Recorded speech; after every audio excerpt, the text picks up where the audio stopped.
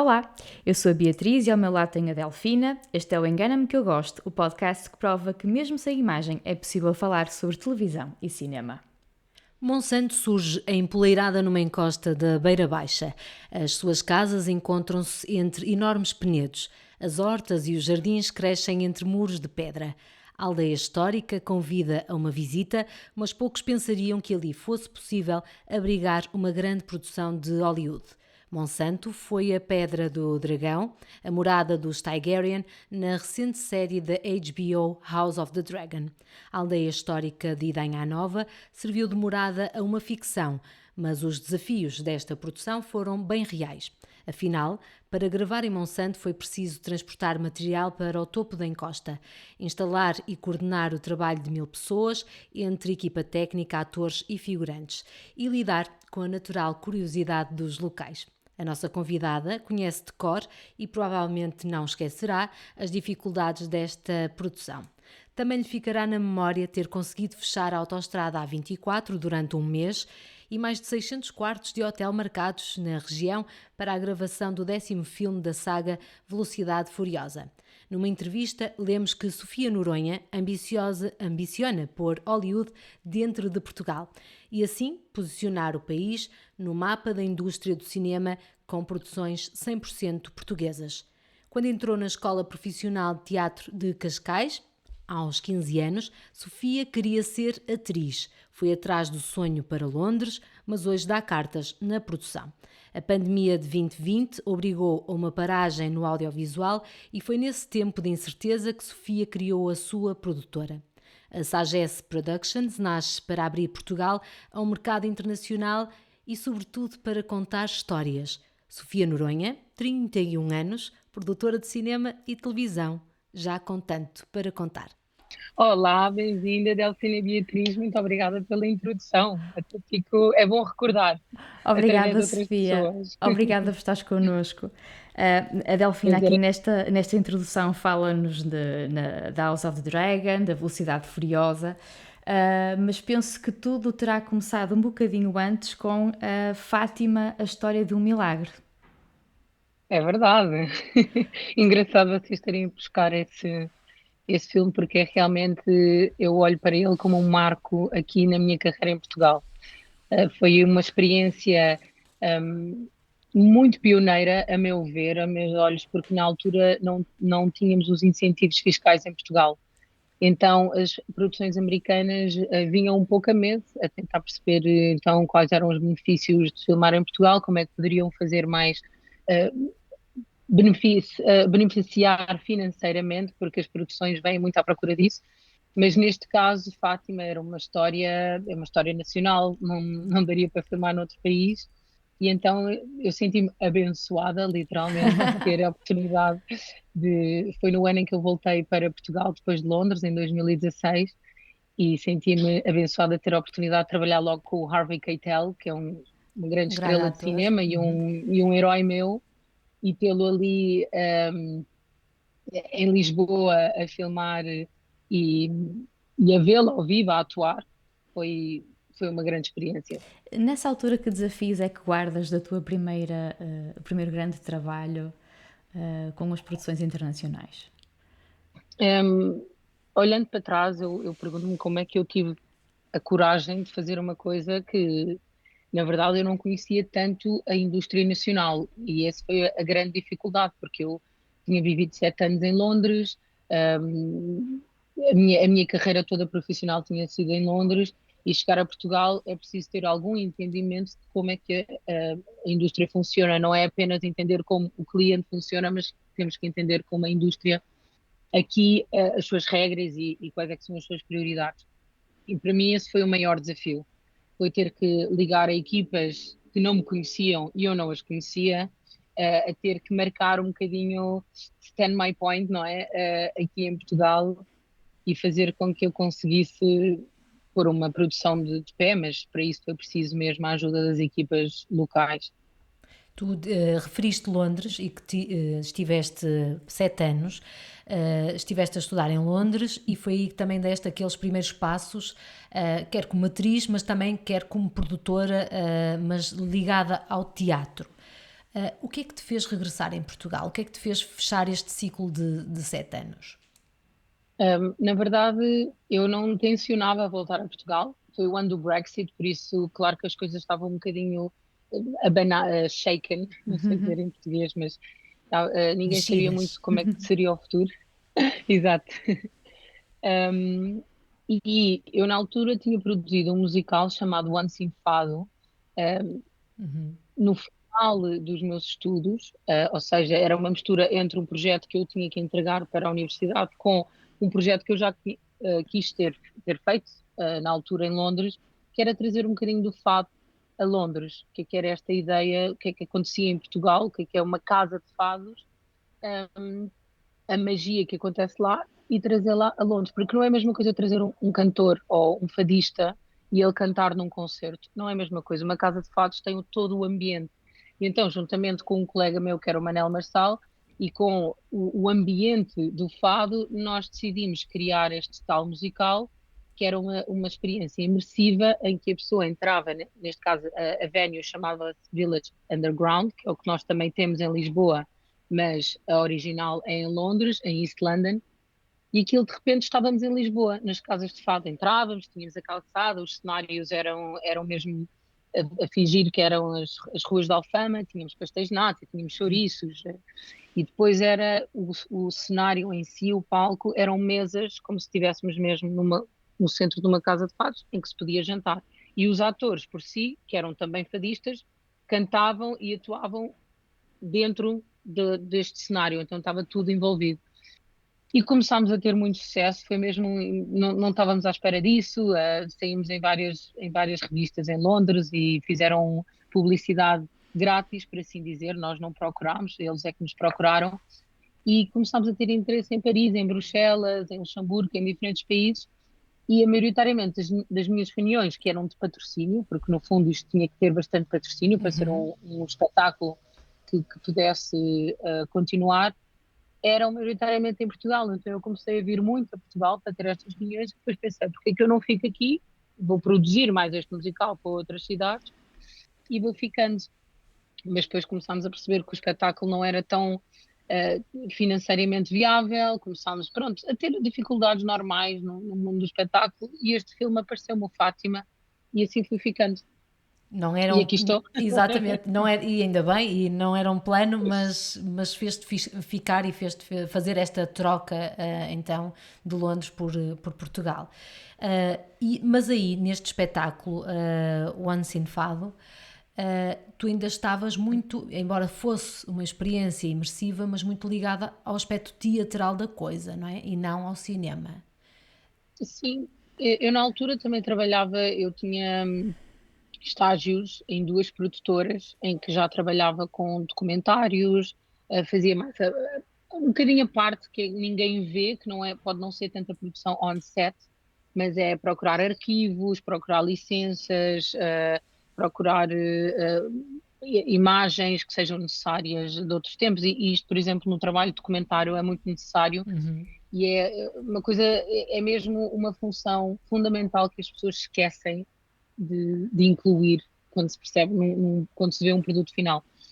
Mas eu já trabalhava em cinema, mas era sempre uma inclinação entre teatro e cinema, sem dúvida. É uma mistura, sendo que cinema consegue viajar mais e eu tenho muito interesse nisso. Em conhecer o mundo. No início tu falavas da questão dos incentivos do Estado, da importância. Um, havendo mais incentivos em Portugal para as gravações internacionais, será um mercado mais apetecível? Sem dúvida. E isso tem sido uma não é um problema, porque é uma situação que está a ser resolvida, mas é sem dúvida um obstáculo para nós produtores avançarmos, porque a incerteza do que é que vai acontecer ou não com os incentivos é sempre uma forma de nos atrasar onde está a indústria internacional lá fora, porque os incentivos são leis que outros governos aceitam, cada governo, não é? E essa é a dificuldade, é sempre que muda um governo, as leis podem mudar também. Um, as leis, ou neste caso os fundos, não é? E temos sempre esta incerteza do que é que irá acontecer para o futuro. Não é uma coisa que nós possamos contar a longo prazo, e isso é difícil explicar aos nossos clientes, principalmente americanos, do qual estão habituados a contar com isto a longo prazo. Mas quando tu falas de incentivos, queres concretizar, ou seja, o que é que se faz lá fora, que outros governos fazem para tornar os seus países e etc., as suas regiões mais apetecíveis para este tipo de produção? Porque estes incentivos, para quem nos está a ouvir, é um dar, mas é também um receber. Ou seja, não estamos aqui a falar de um subsídio, estamos a falar mesmo de um incentivo. Venham cá, pode ser mais barato em termos de produção, mas nós também vamos cativar aqui a riqueza. É isso, não é? Correto, exatamente. E há vários tipos de sistema. E aqui é que Portugal, como entrou um bocadinho mais atrás de outros países na Europa, como Espanha, França, o UK na altura, os grandes países que têm produção, Budapeste, que tem uma grande, a cidade de Budapeste tem uma grande indústria internacional, a grande, o grande incentivo aqui é dizer, se vocês vierem filmar aqui, vocês pagam 2 e nós devolvemos meio, ou pagam 5 e nós devolvemos 2. Significa que eles poderiam ir filmar a outros países, mas tendo este incentivo fiscal é uma forma de eles virem para cá. Mas há sempre um investimento direto no país. Eles contratam, há regras, cada incentivo tem as suas regras, e para isso significa que têm que contratar equipas locais, têm que contratar equipamento local, têm que contratar hotéis, têm que ter transporte, têm que gastar só em despesas portuguesas e não em despesas internacionais. Por isso, é esta questão neste incentivo. Agora, Portugal, como chegou um bocadinho atrás, quisemos ter um sistema bastante, um, como é que se chama a palavra? Competitivo, e fizemos um cash rebate. E um cash rebate significa que, neste caso, o turismo criou um fundo que é como se fosse um mielheiro de um dinheiro para este propósito. E não o contrário. O que é um incentivo fiscal? É dizer, nós já sabemos que vamos contratar estes meios todos, não é? Desde o equipamento, ao transporte, etc.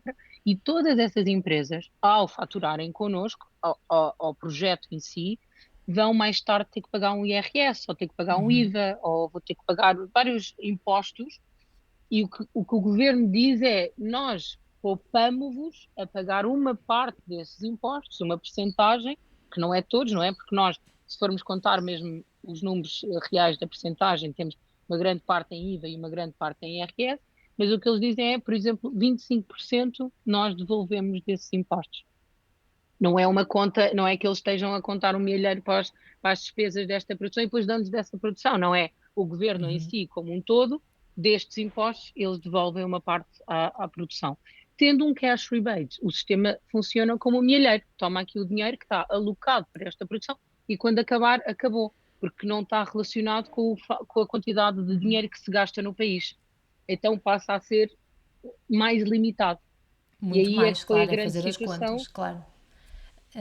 Gostava Exato. muito, olha, gostava muito, eu não sei se já tiveste a oportunidade ou não de falar com o poder político, mas gostava muito que alguém no Ministério até da Cultura ouvisse o podcast e fizesse assim umas continhas, porque eu Exato. creio que até Não, é simples. é porque os números falam. E eu digo muitas vezes, Portugal não está a inventar a roda. Isto existe no mundo inteiro. Claro que não é em todos os países, mas onde existe indústria, isto é uma forma de atrair grandes produções para continuar a indústria, para nós, nacionais, podermos ter mais oportunidades, para termos mais skills, para entendermos como é que funciona e termos sempre trabalho. E não ser uma coisa que é de vez em quando há um Fast and Furious, agora há um... Não, a indústria continua, haverão mais técnicos, haverão mais projetos a serem feitos e, por consequente, e isto mais uma vez é estudado noutros países, acabas por desenvolver a própria indústria nacional. Olhando para o nosso vizinho ao lado de Espanha, Espanha é das indústrias que está a promover cada vez mais estes incentivos fiscais. E dou-vos mais uma nota importante nisto. Em Espanha, e isto é a grande, digamos, discussão, ou a grande polémica também um bocadinho em relação a este incentivo, o que é trazer incentivos para produções internacionais. O que é que são incentivos para produções internacionais? É normal que nós, portugueses, pensemos, nós queremos incentivos para produzir as nossas produções, não é? Nós precisamos de dinheiro, o cinema português precisa desse investimento, mas são coisas diferentes, porque uma coisa é ter estes fundos em que o governo está a investir diretamente na produção portuguesa, outra coisa são investir numa forma de atrair estas produções para, por consequente, conseguir, lá está, investir na produção nacional e termos mais dinheiro a entrar no país nesse sentido. Espanha, por exemplo, o incentivo fiscal que eles lá têm, e é parecido, é exatamente incentivo fiscal, não é cash rebate, não é um milheiro, não permite produções nacionais receberem ao mesmo tempo, porque se já se está a receber incentivos nacionais, não se pode estar a receber este fundo internacional, que é precisamente para promover produções internacionais. Por isso, isto aqui está a criar uma grande polémica, no sentido em que, para que serve realmente este fundo, que é feito pelo turismo, que não deveria ser necessariamente pelo turismo, mais pelas finanças, para que serve e como realmente estamos a utilizar a ferramenta da forma certa, que é atrair produções internacionais ou vender Portugal lá fora. Porque eu até acho que, Pronto. em termos de indústria do cinema em Portugal, também ficaríamos todos a ganhar se mais técnicos, mais produções. Os dois projetos não têm que ser inimigos, não é? Podem perfeitamente caminhar Exato. lado a lado e ganham os dois e alimentam-se mutuamente. Aconteceu-te nestas produções lidar com a desconfiança de, sei lá, de autarquias, de instituições com quem tiveste que lidar diariamente, mas que depois no final possam ter percebido realmente as mais-valias que trazia e terem ficado aliciadas para estes novos projetos? Falas de autarquias portuguesas, instituições portuguesas, tudo nacional. Com certeza, sim. A primeira resposta, e em vários casos já nos aconteceu, é sempre: vocês são loucos, o que é que querem? Não, nem pensar, É isso tudo muito não pode complicado. acontecer.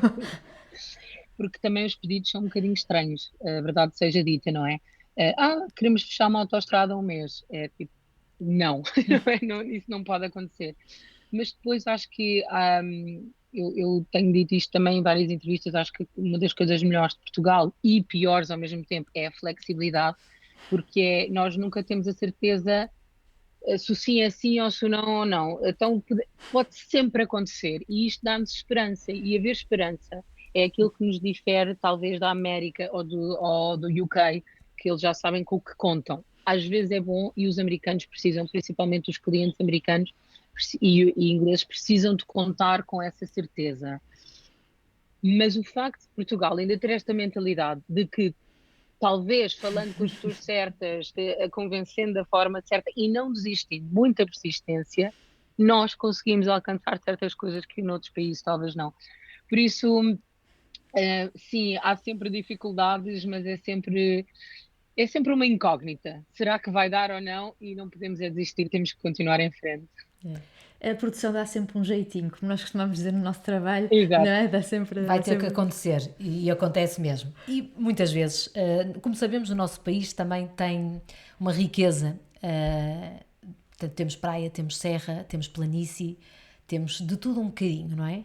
E quem conhece o país, Portugal é muito, muito bonito. Mas para encontrar aquela localização ideal é mesmo preciso palmilhar cada canto, cada recanto. Sei muito que gostas, eu não sei se ainda gostas de fazer scouting. Para quem nos Sem ouve, dúvida. o que é e como fazes? Scouting é das partes mais criativas do nosso trabalho, porque no fundo é vender o que temos de melhor, exatamente como disseste.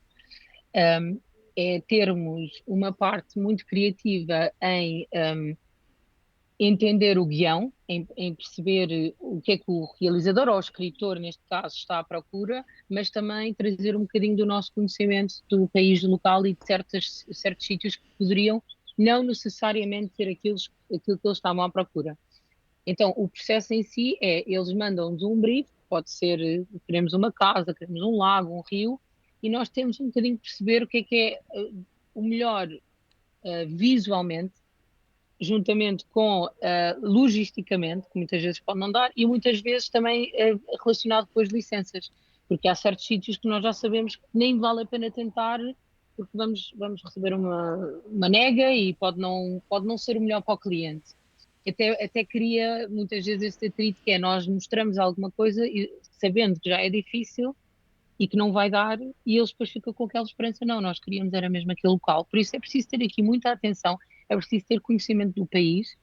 Não está todo em mim, sem dúvida, tem que ser uma equipa com conhecimento de várias zonas, um, várias cabeças a pensar, e depois lá vamos nós, com uma carrinha, dias a fio, meses às vezes, como foi com a Velocidade Furiosa, corremos o país de fio a pavio e conhecermos sítios que nós próprios muitas vezes não conhecemos. E tu já tens um álbum de Portugal para apresentar ao Hollywood? Sempre, sempre na pastinha, quando eles dizem alguma coisa, já sabemos o que ir buscar. Já correste de norte a sul, tiraste muitas fotografias, já ficaste a conhecer aí muita coisa, Muita, certamente muita. para apresentar e para trazer cá boas produções ou mais produções. Quando nós falamos aqui em Hollywood, muitas pessoas pensam logo, claro que sim, na red carpet e nos atores, em todo o glamour aqui envolvido. Mas antes deste glamour envolvido, há assim um suorzito nada glamouroso de toda uma produção, não é verdade? Sim, aliás, esse glamour nós raramente o vemos. Está mesmo raro, Está longe. está longe. E muitas vezes é injusto no sentido em que as pessoas acham exatamente que este mundo da produção é mais flashy do que aquilo que é. E muitas vezes somos um bocadinho esquecidos enquanto equipa. As pessoas gostam é de ver os atores e verem o que está no ecrã e quem está atrás. O mais interessante, e eu acho que nunca partilhei isto, para mim o interessante é ter esse glamour dentro da própria indústria. É nós, quem trabalha na indústria, reconhecermos mutuamente e admirarmos mutuamente pelo trabalho. E para mim isso tem mais valor, talvez, do que alguém saber o meu trabalho como produtor ou saber o que é que eu fiz. Mas se eu sei que um fellow worker, alguém que também, o meu colega, admira o meu trabalho, para mim isso tem mais valor. Tens aqui duas admiradoras. Acho que tens muitas mais. Vamos criar o fã-clube. Vamos exato, criar a Não sei. mas percebo o que estás a dizer e concordamos, não é? Sim, super, super. Apesar de trabalharmos em produção, mas ser diferente, nós acho que nos revemos nessa parte. Às vezes é um bocadinho ingrato para o público, porque acha que os programas são feitos pelos apresentadores e não entendem os meandros, os Exato. pormenores, o tempo que tu perdes com pequenas coisas, como dizias, com licenças, com burocracias, só para começar, não é?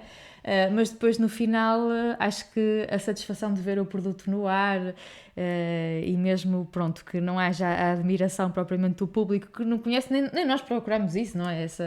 Mas o resultado final é completamente compensador.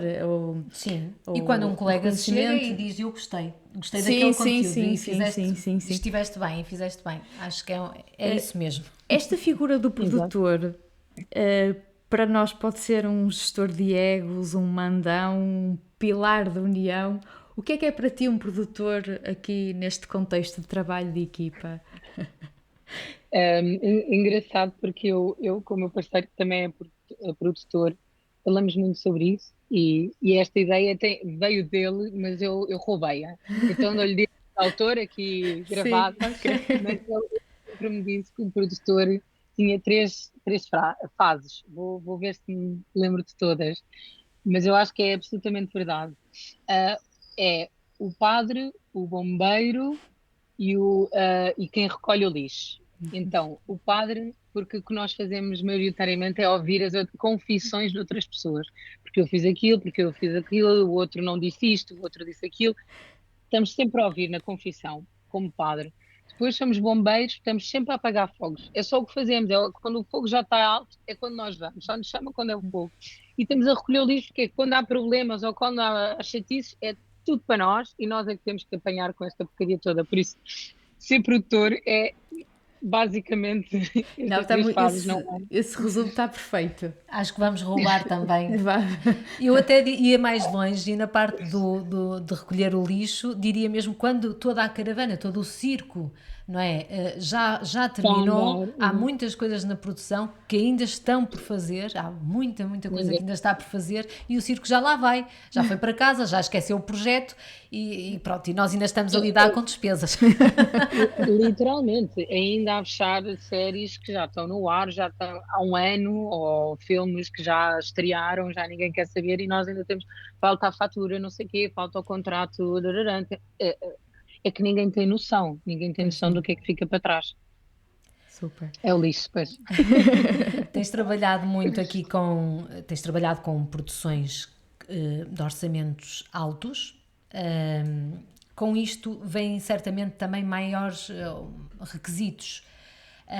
Qual foi assim as coisas mais estranhas, mais esquisitas ou até extravagantes que já te pediram nestas produções? Eu acho que é assim, desde ao mais pequeno, não é? Quando estamos a lidar com atores muito conhecidos e que têm os requisitos, que pronto, são pessoais e nem vale a pena partilhar, Uhum. mas realmente chega a pormenores inimagináveis de estarmos a tratar de coisas mesmo ao detalhe. Por exemplo, o tecido dos lençóis da cama, não é? Nós temos que comprar tudo de novo, o sabão, a Nossa. comida, gomas específicas vindas não sei onde, é tudo o tipo de ovos orgânicos, a manteiga, ou seja, vai a esse pormenor, como temos pedidos, como eu expliquei, como eu referi, dos helicópteros, não é? De repente, precisam de precisamos de ajuda de helicópteros, que não pode ser qualquer companhia aérea que maneje helicópteros, porque não tem este expertise do que a Força Aérea tem, e é desafiar entidades também que não estão acostumadas a isto e, e é tentar trilhar um caminho nunca trilhado. Então acaba por ser muito desafiante. Nunca sabemos o que é que vem aí. Todos os dias é um pedido novo. Quando tu achas que já viste a coisa mais estranha, a seguir vem outra que consegue superar. Consegue superar, é sempre a adicionar. Ora estás preocupada com os ovos, não é? Biológicos, e de repente há um helicóptero para, Para para vir. colocar. Para levar. Mas e os ovos são igualmente importantes ao helicóptero, Certo, isso é que é a super. loucura. Isso é Sim. que é a loucura. É tu perceberes quais são as prioridades do teu dia e perceberes o que é que precisa de mais atenção. E eu acho E que é uma depois gerir das. os egos no meio disto tudo. Exatamente, e às vezes os egos não são só dos atores, não é? Nós podemos Não, associar não, mais a não. isso, mas às vezes lidar A mesmo com a mesma própria equipa. equipa, não é? Sem dúvida. Não, sem dúvida. Gerir as Grande parte. expectativas. Sim, sim, exatamente.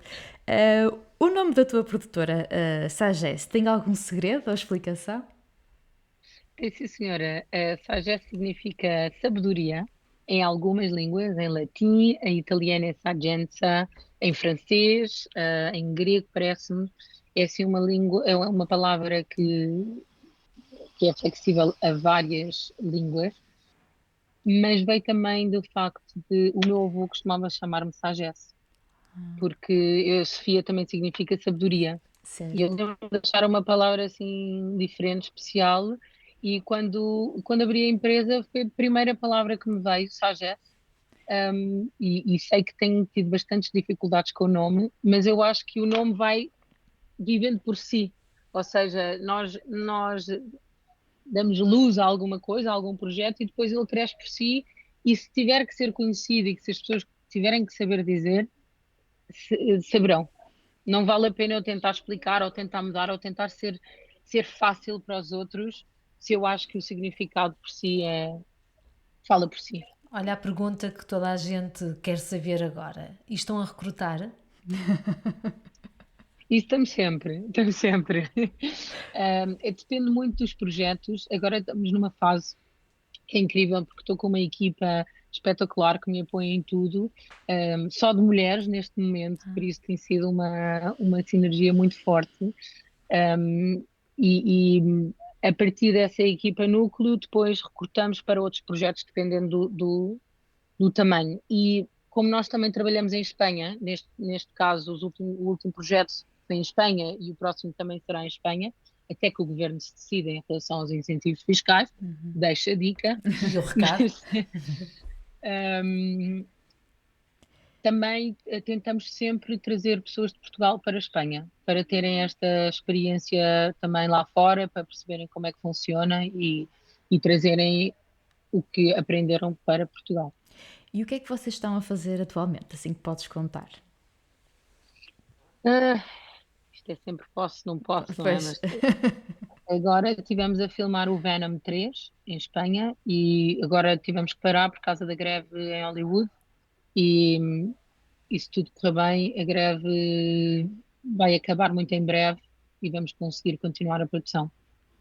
Mas mais projetos na calha, certamente que sim, sempre à pesca de novos Sem projetos. dúvida. Não, não, sem dúvida. Paralelamente das produções que estamos a filmar neste momento, estamos em desenvolvimento e estamos, se Deus quiser, a começar um caminho ainda pioneiro para a Sagesse, mas espero que com pernas para andar. A SAGES foi criada ali na altura da pandemia, numa altura de estagnação não é, de produções. Uh, Tinhas um feeling? Porque é que decidiste avançar nesta altura? Tanta incerteza? Era algo que já querias? Não, foi uma pessoa muito especial, um amigo que veio, ele é assim, digo-lhe o meu anjinho da guarda, que ele disse: tens que abrir, agora é o momento para abrir. E eu: estás louco, no meio de uma pandemia, não, isto não vai funcionar, não, nem sei o que é que vai acontecer, mas certeza. Ele: não, não, não, confia. E realmente assim foi. Não, não quero contar assim histórias esotéricas, mas a verdade é que aconteceu. Eu confiei, apesar do medo, e desde então não paramos. Tem sido um atrás do outro e tem tudo corrido muito bem, graças a Deus. Mantém essa amizade por perto. Sofia. Espero que sim. Ia-te perguntar que conselho dás a um produtor que queira muito trabalhar com a indústria norte-americana do cinema? Falas produtor português a produzir próprio conteúdo ou trabalhar nestas Não, grandes a produções? trabalhar em grandes produções, produtor português que nos esteja a ouvir, que queira dar assim passos Um, lá fora. eu acredito sempre que é arriscar e para fora de malas postas e um bocadinho no desafio e no medo, porque nunca há respostas certas, não há aquela ideia de que vais chegar e tens um trabalho certo, na altura certa, com o tempo certo.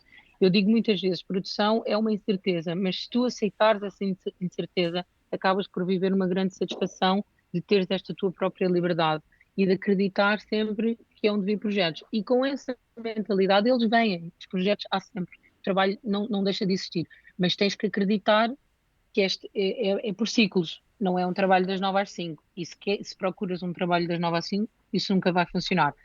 E depois, o outro lado é também estar disposto a fazer coisas que possam não ser aquilo que tu achas que tens que fazer para sempre, ou que não acreditas, mas disposto a ser assistente, a ajudar no que for preciso, estar muito prestável, estar atento, ouvir muito, um, ser mais. Beber mais do que dar. Eu acho que é, e eu continuo a implementar isso, porque eu trabalho com produtores que estão na indústria há muitos anos e tento sempre aprender com eles em cada projeto e perceber o que é que eles têm de bom que eu também posso levar para mim, a minha aprendizagem, e eu acho que isso é a única forma de crescermos. Uhum. E é também parte do salário que não se vê, é esse conhecimento em cada produção, beber desse conhecimento com quem está a fazer Sem dúvida. há mais tempo. Tu disseste prestar-se a ser assistente, claro, mas numa produção existem até vários níveis dentro da produção, vários níveis de produtor, portanto não são todos iguais.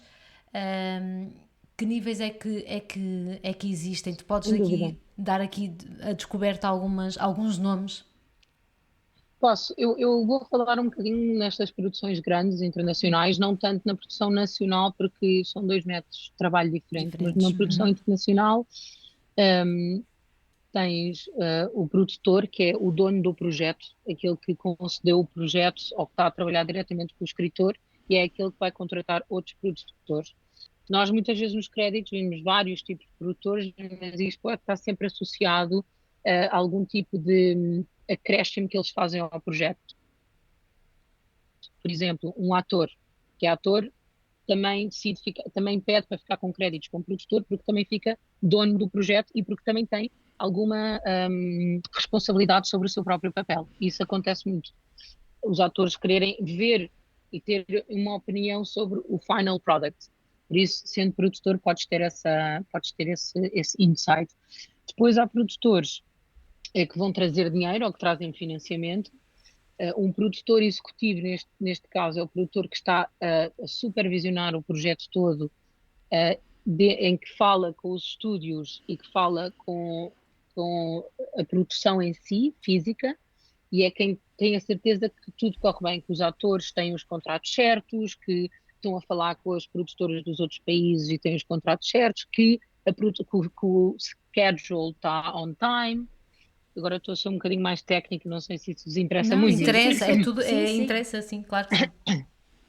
Mas no fundo é a pessoa responsável on the ground. E depois existe um line producer, que é quem recebe, é quem olha para o guião, neste caso, olha para o projeto e faz o orçamento. E contrata a equipa. É quem está a gerir o orçamento todo e tem que dar justificação ao produtor executivo, um bocadinho, trabalha mão a mão a explicar: precisamos mais dinheiro aqui, não precisamos aqui, está a acontecer. Neste caso, no nosso mundo, quando vem uma produção assim, em Portugal nós abrimos toda uma empresa e temos um produtor executivo, neste caso sou eu, que é o que está a supervisionar, juntamente com um line producer, ou muitas vezes fazemos 2 em 1, porque eu não tenho tanta responsabilidade sobre os atores. Neste caso, os atores internacionais, posso ter dos nacionais, mas não tenho que fazer o overview do above the line, que é como se explica. E depois tens assistentes de produtores, que é um papel muito importante. Normalmente são pessoas que trabalham vários anos atrás de produtores e que depois se tornam produtores. Ou podes ter também associate producer, que é muito parecido a assistente de produção, assistente de producer, que é uma pessoa que é a mão direita do produtor e que mais tarde irá vir a ser produtor ou produtor executivo. Isto é dentro do mundo dos produtores. E depois há o production manager, há o unit production manager e and so on. E aqui temos um manual. Muito bom. Para ouvir, e acho que se houver estudantes a ouvir, vejam, é uma vida, lá está, para aceitar a incerteza, eu diria também temos que aceitar o desafio constante, mas acho que é ótimo, acho que é uma adrenalina. Compensador. Exato, ótima. Se calhar para terminar, antes de passarmos às perguntas da ronda final, queremos saber se continuas a viver cá ou já tens casa em LA. Por acaso aqui em off, que não é off, mas vou para LA no final do mês. Mas espero sim ter uma casa em LA um dia destes, quem sabe. É muito caro, se calhar só para férias de vez em quando. Se calhar daqui a uns anos fazemos a entrevista presencial. Vamos visitá-la Exato. em LA e fazemos já com videocast e tudo. Não é? Exato. Eu acho que sim. Fica aqui Está prometido. combinado. Exatamente. Olha, Com a Infinity Pool de trás, não é? vamos então à nossa ronda de perguntas finais. Esta é a pergunta 1000 ciclos.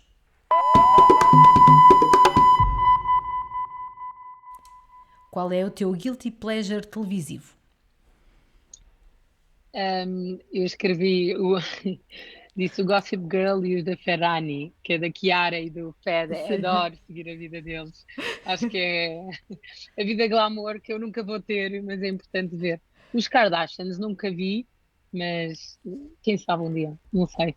Não sei se tenho tanta paciência. Sabe bem assim depois de um dia de trabalho, um bocadinho, não é? Ligar a televisão.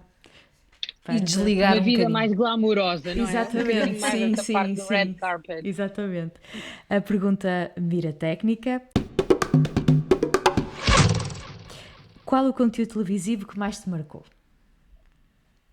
Eu escrevi, por incrível que pareça, hoje em dia se calhar não seria tanto aquilo que eu me relacionei, mas na altura com 14 anos, 15, antes de entrar na escola de teatro, acho que a personagem do Moulin Rouge, da Satine, que fazia a Nicole Kidman, é aquela ideia dela querer ser atriz e de voar dali e de ter o seu sonho e de acreditar. e isso inspirou muito para seguir teatro. Foi aquilo que eu lembro-me sempre dela, I'll fly away, eu também. Então foi uma coisa que me fez, que me fez, não, eu vou seguir o meu sonho e quero ser atriz e depois a vida deu outras voltas, mas Sim, acho que uma teve figura um grande impacto, inspiracional. Boa. sem E dá dúvida. sempre outras voltas. Também podemos ter Exato. uma Sofia atriz daqui a uns tempos, vamos ver. Quem sabe? Quem sabe? Vamos agora à pergunta, Cher. O que recomendas ver na televisão? Então, eu tento sempre dar recomendações mais atuais, apesar de eu ser uma viewer bastante clássica, eu gosto sempre de ir aos filmes mais clássicos. Mas neste momento, o que eu estou a ver agora é o Wilderness. É uma série, não sei se na Amazon, creio. Está muito bem filmada. Há certas coisas do guião que não é incrível, mas está linda de morrer e é inesperada. Eu acho que estou sempre. Eu comecei a ver, não tenho certeza, e de repente aquilo consegue-nos levar. Mas também disse o The Bear, uma das minhas séries preferidas, espetacular. O guião é muito bom e a forma de filmar, algumas pessoas dizem que é um bocadinho cansativo, mas é muito original e é mesmo uma linguagem diferente. É dentro do cinema, neste caso série, conseguir encontrar uma linguagem única. O Oppenheimer foi um filme incrível, não sei se vocês chegaram a ver, mas Sim, sim, já vi. muito bem feito, epic. E o The Last of Us e White Lotus, não sei se também já viram, Já, já. mas Eu não, mas havia já. Já. Gostei muito, sobretudo da segunda temporada. Tu consegues, uma curiosidade, tu consegues estar a ver essas produções, não é? Num contexto de lazer, mas de repente não paras e não começas a pensar, ai, como é que eles fizeram isto? Ai, eu que não paro, trabalheira. eu Tu estou estás sempre, sempre. não é? É impossível estar. A primeira coisa é onde é que eles filmaram isto? Isto é nesta location, porque as pessoas filmam sempre, muitas vezes, look-alike, não é exatamente aquilo que eles dizem, não é Tailândia, mas não é bem a Tailândia. É por isso que estamos logo a ver onde é que eles filmaram aquilo, eh, qual é a dificuldade da filmagem, se tem muitos atores, pronto, começamos logo a pensar, isto custou isto, não, isto aquilo, ainda para mais como eu trabalho muito com orçamentos, Tu começaste é logo a difícil parar. pensar, tinha mais e melhor em Portugal. Mas é horrível porque é mesmo um hábito de tentar. Primeiro, claro, é perceber se o guião é bom e depois a forma de. A cinematografia, a fotografia é uma das primeiras coisas que realça logo. Vemos logo como é que é a iluminação, se está bem feito, se não está, como é que é os planos que eles escolheram, com o que é que filmaram. É impossível não ver. Por isso é que os meus olhos é mais o que é que funciona, mas muitas vezes funciona muito o guião e não tanto o look, mas não faz mal, porque se o guião está bom, nós desculpamos. Quando o guião não funciona, não importa que pareça bem. E esta série do Wilderness, estou a dar um exemplo, é um bom exemplo em que eu estava assim, mas este guião é muito clichê. Ela faz coisas muito clichês e aquilo eu estava tipo, isto é. Mas it looked so beautiful. Como o look é muito bom, tu continuas a ver, está muito bem filmado. Mas o interessante nesta série é que dá a volta e mostra que afinal não é tão clichê como Ah, parecia. ok. Então é interessante. Fica a nota. Fica a nota, vamos ver. A pergunta zapping: Eine glückliche Ich denke, die Amerikaner. qual é o futuro que vês para a televisão? Muita coisa vai mudar depois desta greve. Como eu referi rapidamente, acho que o modelo que nós temos agora de streaming tem que mudar, porque há grande diferença entre os estúdios, entre os grandes players de streaming e aqueles que sempre fizeram isto como profissão, como uma Universal, uma HBO, uma Sony, que são estruturas de toda a vida de broadcast e de conteúdo, e depois tens uma Apple ou uma Amazon em que o negócio principal não é, e uma Netflix é outro modelo, em que o negócio principal não é a criação de conteúdo. Por isso, logo aí tens uma grande discrepância do que é o verdadeiro negócio dos streamings. Atualmente, o modelo que está feito não funciona porque não é profitable. É impossível eles terem que produzir tanto conteúdo e não terem tanto revenue e só se focarem no amount of subscribers. Por isso vai mudar, eu creio que muito em breve vamos ter anúncios nos streamings.